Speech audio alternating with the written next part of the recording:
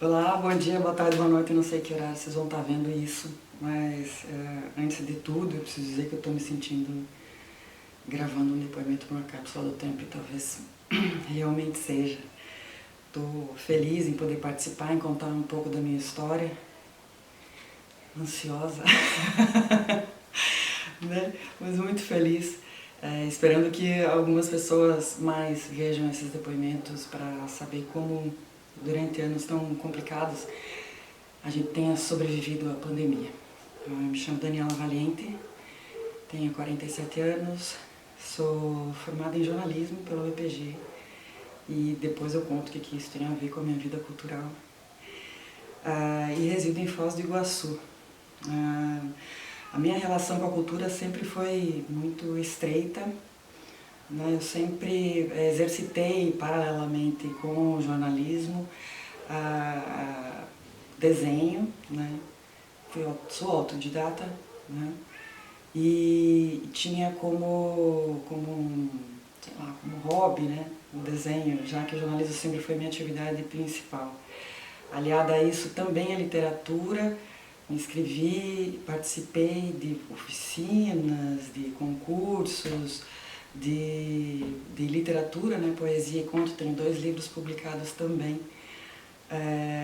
E assim foi formando a minha personalidade e ajudando a me enriquecer, né, culturalmente, me enriquecer culturalmente. Né? Estou aqui em Foz do Iguaçu. Hoje eu trabalho especificamente com cultura. Trabalhei 20 anos com jornalismo.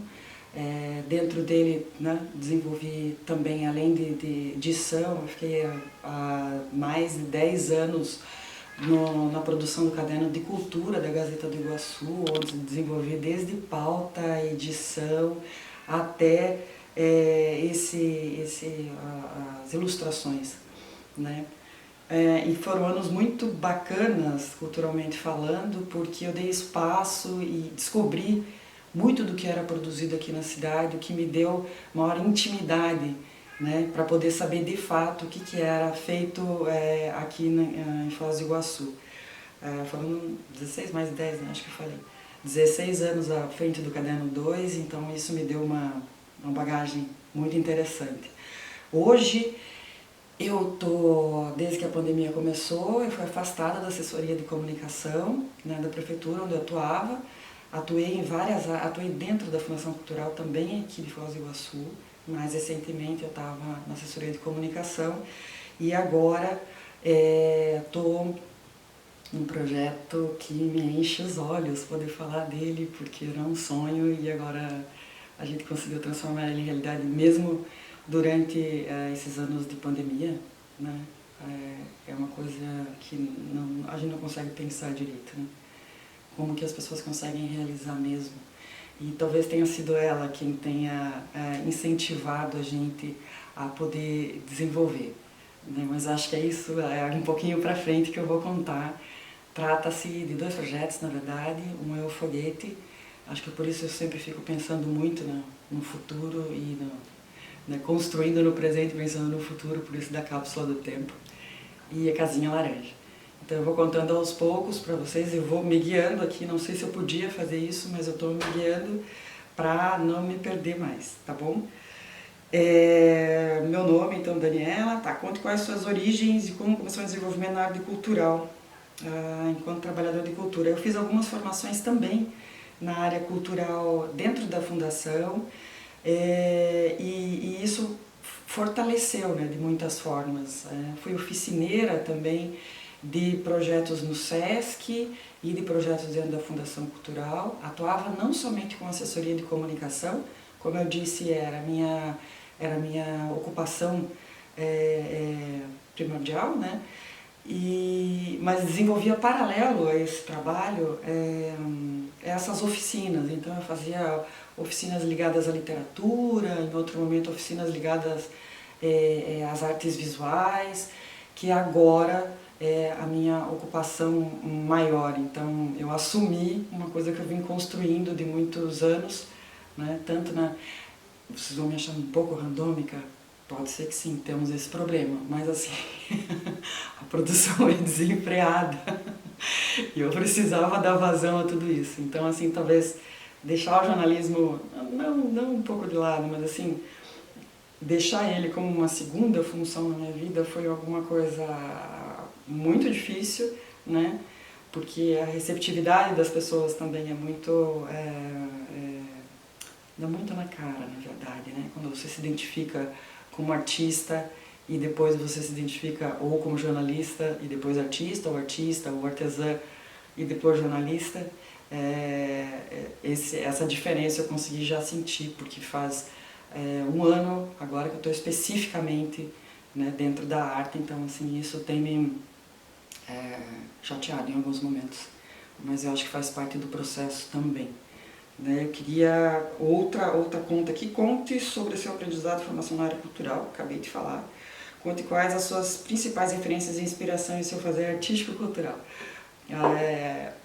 Aqui na cidade a gente tem a vantagem de ser uma cidade do interior e muito quente, acho que é por isso que eu estou fazendo assim, gente, desculpa. Que as pessoas se conhecem, né? Em qualquer outro lugar, todo mundo fala que a gente é separado por outras pessoas, por outras, né? Se você conhece 6 pessoas, você vai acabar se ligar aqui em Foz é por uma. E esse meio cultural, por essa atividade que eu desenvolvi junto do Caderno de Cultura, eu acabei conhecendo muita gente, né? E me envolvendo em muitos projetos relacionados à cultura, especialmente à literatura, e outras áreas, né, como as artes visuais, também já fiz exposições, e algumas pessoas chaves assim, sempre me inspiraram. São pessoas da cultura que elas têm uma resistência, acho que isso em comum é muito legal, elas têm uma resistência nelas, né, um orgulho assim, do que fazem, e eu acho que isso é muito, muito inspirador, né? Aqui em Foz a gente tem a atriz, hoje ela trabalha também no município, não atua, né, mas tanto quanto gostaria, né? Eu não vou citar nomes, pode citar nomes, a Vera Vieira, que eu acho o trabalho dela sensacional, né? Carmen Barudi também tem na área da literatura, que são pessoas que trabalham com essa insistência, são pessoas que trabalham na resistência disso. Elas têm sempre esse crer, assim, que é maravilhoso, né? E que é necessário dentro da cultura também. Muitos outros nomes, por isso que eu nem gosto de falar muito nome, porque assim, são pessoas que elas mantêm uma atividade, elas mantêm um flow, assim, mantêm esse fluir, né? E eu acho que são pessoas absolutamente inspiradoras, né? E é isso. Suas principais experiências na produção cultural e participação em eventos, projetos culturais. Eu não peguei meu currículo, gente, porque eu achei muito maçante ficar falando especificamente de alguns eventos, mas eu tenho exposições individuais, eu tenho 2 livros de poesia e conto escritos, um até foi pela Travessa dos Editores, aí de Curitiba, e foi muito legal a experiência. E muitas participações, eu não vou saber precisar, em feiras do livro aqui, tanto cobrindo quanto apostando como oficineira ou dando algum tipo de workshop, também dentro do SESC fiz essa participação. Estou com medo de esquecer coisas, espera. E eu acho que isso, eu acho que dessa produção, na Fundação Cultural eu fiz alguns trabalhos também, participei de muitas oficinas, também tudo relacionado a essa formação para a cultura e da cultura, né, que sempre me interessou, mas diretamente agora eu comecei a me envolver com unir pessoas do meio cultural para que a gente consiga emergir de uma forma forte, né, depois da pandemia. Então, eu acho que esses anos todos, antes tarde do que nunca, né, no meu caso, eu acho que serviram para essa formação, para eu começar a ter essa noção do que, de como funciona por dentro, né, todas as formações dentro da fundação, e mesmo tendo essas experiências nas oficinas, né? E se trata, até dentro de escolas, eu também já dei algumas oficinas via Fundação e via Sesc. Agora eu tendo uma experiência bastante diferente, né? Que é conhecer de perto, quer saber de perto assim, como é que funciona esse fazer cultural. Como eu sou vivência, trabalhador de cultura, momento pandêmico e mudanças. Gente, essa é a melhor parte da minha história. Se vocês assistiram até aqui, fiquem firmes. A melhor parte, sem dúvida. Então, eu tive esse trabalho longo, né, como jornalista, e na pandemia eu sempre desenvolvi esse fazer cultural, sempre ligado a artes visuais, ao artesanato, à arte, peças, gente, de tudo, é quadro, é bordado, é papel machê, puder imaginar. Né? E tem peças também desse fazer do artesanato e tem peças exclusivas, que né, puxa para a arte. E eu fazia esses objetos e tinha uma produção frequente, né, que eu fazia paralela ao jornalismo. Então, assim, quando eu dava tempo, eu ia lá, fazia isso e comercializava em alguns lugares aqui da cidade. E eu comecei a ter isso mais forte quando fui convidada para ocupar uma casinha que era... Ela servia ela auxiliava, né? Ela era como base para... esqueci o nome, gente. Para guardar o sobressalente, assim, né? de um bistrô que tem aqui na cidade. Ela era vizinha esse bistrô. E depósito. Ela servia de depósito. E a pessoa que trabalha nesse bistrô também é super apoiadora da arte. E ela me convidou, né, eu vendia meus produtos lá, me convidou para ocupar essa casinha. E eu ocupei um quarto dessa casinha para fazer meu ateliê. E eu fiquei mais de um ano lá dentro, muito quietinha, assim, muito com medo, meu Deus, como isso, né? E desenvolvendo uma ideia de poder abrir um negócio. Mais de poder abrir um negócio é de envolver outras pessoas também nesse fazer artístico.